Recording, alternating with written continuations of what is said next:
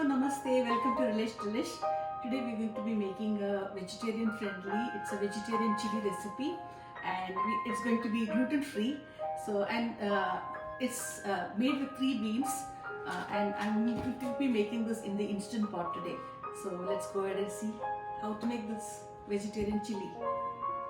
For making this vegetarian chili recipe, I have used 1 tablespoon olive oil, 1 bay leaf, 1 medium onion, 2 stalk celery, 2 medium carrots, 2 bell peppers, 1 jalapeno pepper, 1 red pepper, 1 teaspoon ground cumin, 3 cloves of chopped garlic, 2 tablespoon oregano, half teaspoon of chipotle chili powder, 1 large can of diced tomatoes, 1 tablespoon red wine vinegar, 1.5 cups of red kidney beans which is cooked, 1 ounce 19-ounce can of black beans which is rinsed and drained, 1 19-ounce can of pinto beans rinsed and drained, and 2 cups of vegetable broth. You could also use water.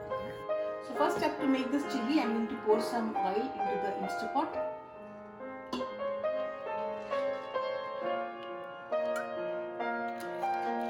This is olive oil. I'm going to put it on the saute mode first. Right away, once the oil is heated, I'm going to be adding all the onions.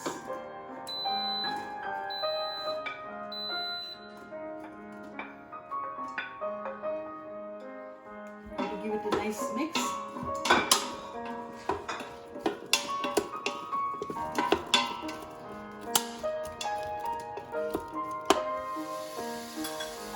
I'm going to be adding half a teaspoon of salt here. This is Himalayan salt, black salt. You could use regular salt too. Just so that the onions sweat a little bit. This chili in itself is a complete meal. Today it was my daughter's idea to make vegetarian chili. She recently turned vegetarian and this is one good way of getting her to have her proteins and vegetables too. It's a 1-pot dish. I'm going to be going ahead and adding the garlic. I like to keep my garlic pureed and in the refrigerator. It stays for about a week. Very easy.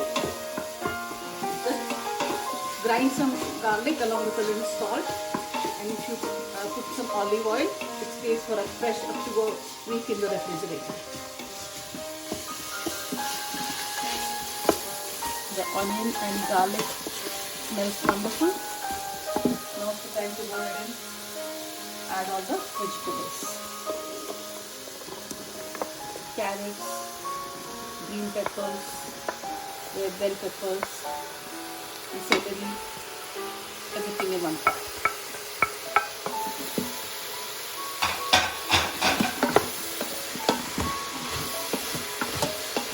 This really, the instant pot is easy because you don't have to keep stirring it. You could do it the traditional way too. Only thing is, after each of the process you have to keep stirring and you have to see how much time it takes to cook. Instant pot makes life a lot easier.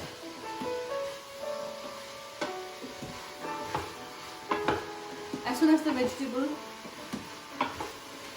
turns a little soft, you don't want it mushy. It's been about 2-3 minutes now.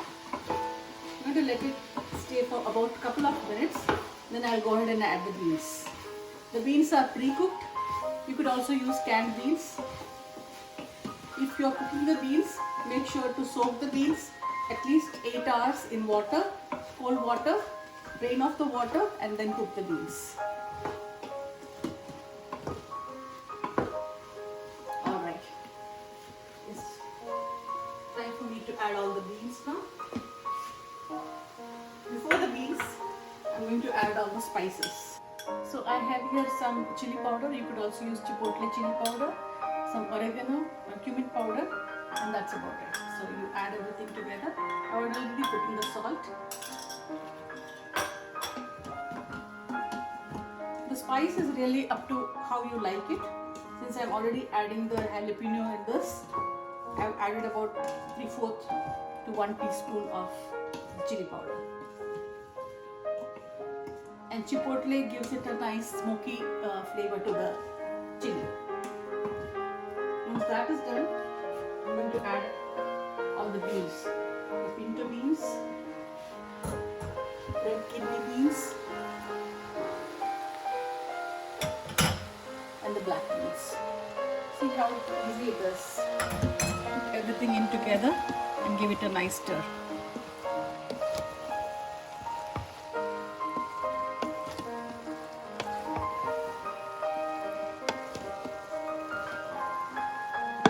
Now is the time to add in the stock. You could also use water, but I'm using stock here. This is about 3 cups of stock. Making sure that nothing sticks at the bottom. That's very important for the Instapot. Otherwise it will keep giving the burn signal, which is okay too. You can just shut it off and then start all over again, adding some liquid. This soup is going to be, this chili is actually a kind of a soup with all the beans and veggies, but it's slightly, the consistency is thick. You serve it, you top it with some whipped cream, not whipped cream, sour cream or Greek yogurt. You could eat it with tortilla chips or even plain tortillas, and some people like grated cheese, cilantro. There's lots of flavorful toppings for the chili. I'll also be adding in a couple of teaspoons of red wine vinegar.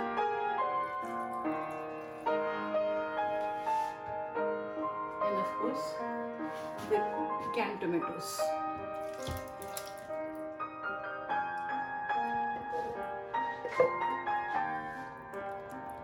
Once that is done, I'm not going to add anything else. I'm not going to stir the tomatoes at this point. Just going to add a little bit of water, about 1 cup water.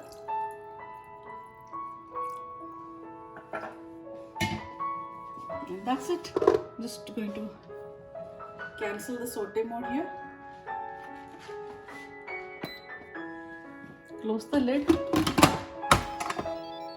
And I'm going to cook it. You can either pressure cook it, but you can also use the soup mode. So right now I'm just going to pressure cook it for about 7 minutes.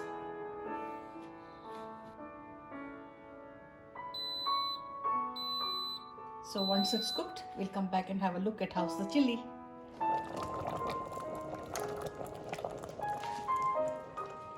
So after the vent released of the pressure cooker, I'm letting this simmer on soup mode for about 10 minutes because I still found that there's little water in it. So this is uncovered, and then it has to thicken a little bit. It's almost getting done there. So overall it took about 15 minutes for this to be done, and plus the cook time, because even though it's called an instant pot, it's not that instant. So while the soup is getting done, I'll show you what all we can use as toppings. We can use avocados. That's a favorite topping for most chili. And then I have some grated cheddar cheese here. This is some sour cream. You can also use Greek yogurt and some cilantro. And of course, lime and tortilla chips go very well along with chilies too. So we'll come back and plate the chili.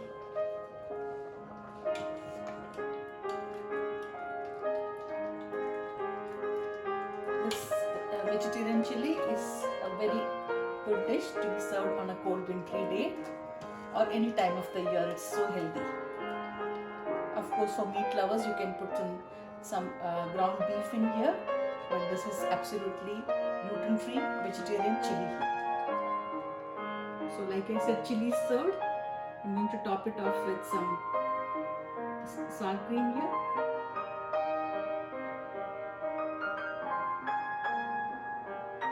Like so. And of course we'll need some cilantro.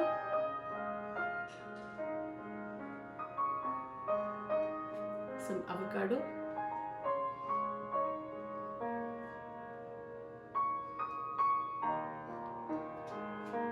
And of course cheese.